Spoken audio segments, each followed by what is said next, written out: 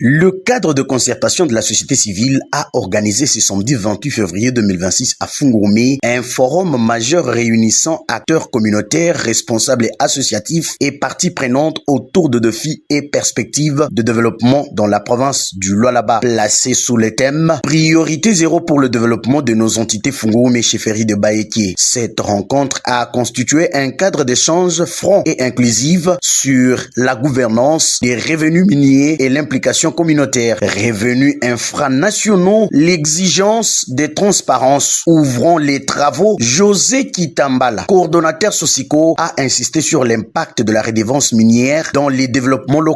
Si plusieurs infrastructures ont été réalisées, il a cependant dénoncé la manque de transparence sur le montant versé par Tenke Fungourmé Mining, TFM en sigle, que chaque ETD commence à afficher les informations liées à la redevance dans la valve et créer des sites web officiels. Pour progresser, la communauté doit être informée régulièrement des montants versés par la TFM, a-t-il déclaré. Suivi de projets et cahiers des charges intervenant sur les démarches de la DOT TFM, Monsieur Félix Kafouka a plaidé pour le suivi rigoureux de projets financés afin d'assurer leur adéquation avec le besoin réel de la population. De son côté, Nicolas Calabo, président de la commission pour la transparence et la bonne gouvernance des revenus infranationaux du secteur extractif, a dressé le bilan du cahier des charges TFM, 28 projets déjà réalisés sur 81 prévus, soit 40,86%. Il a appelé à des négociations directes entre l'entreprise minière et la communauté locale. Nous devons renforcer notre posture dans la négociation, a-t-il souligné. L'implication communautaire et droits humains. Franck